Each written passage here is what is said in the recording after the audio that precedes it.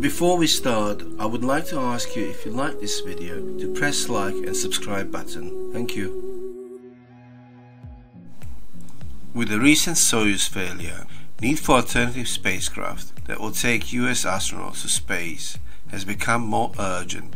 NASA's Commercial Crew Program awarded contracts to Boeing and SpaceX to run manned crew program for NASA. The ongoing program will see the return of manned space launch from US soil for the first time since now retired Space Shuttle program.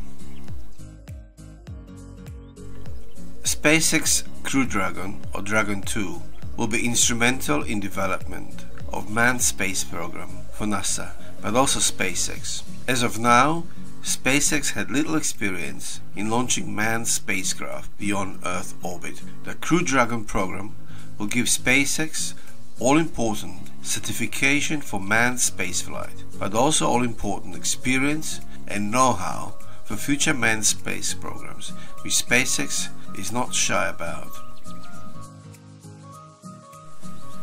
So, what is Crew Dragon? Crew Dragon is a project SpaceX has been working on for the better part of this decade. Program that would see the return of capability of sending manned crew to ISS and elsewhere.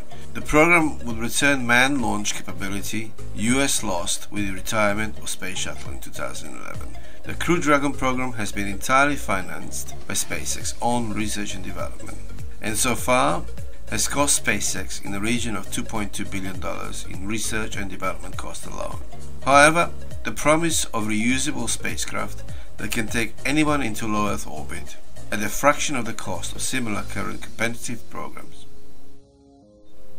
It is estimated the cost of launching SpaceX Crew Dragon to ISS will cost US taxpayers around $8 million per astronaut, capable of taking 7 astronauts to the International Space Station. The Crew Dragon is also capable of taking longer journeys, possibly to Moon and back. SpaceX Dragon 2 comes in 2 versions. The already mentioned, the Crew Dragon, which will be capable of sending people to space, namely ISS at first, and Dragon Cargo, which will be used as a resupply spacecraft for NASA, capable of delivering up to 3,000 kilograms of useful load to the International Space Station and removing 2,300 kilograms of trash when returning to Earth. The Crew Dragon, as well as Dragon Cargo, use retropropulsive engines to land anywhere on Earth. Ideally, however, somewhere specific to NASA or clients' needs. In one piece, ideally. The spacecraft is powered by Super Draco engines and thrusters, each capable of delivering around 7,500 kilograms of thrust at a chamber pressure of 6,900 kilopascal. The Crew Dragon is equipped with 8 side-mounted Super Draco engines, clustered in redundant pairs in 4 engine pods, with each engine capable of producing 7,500 kilograms of thrust. Each pod, called a quad by SpaceX, contains 2 Super Draco engines plus 4 Draco thrusters. Normally, only 2 quads are used for on-orbit propellant, with the Dracos and 2 quads are reserved for propulsive landing using Super Dracos. The rocket engines are 3D printed, reducing the cost even more.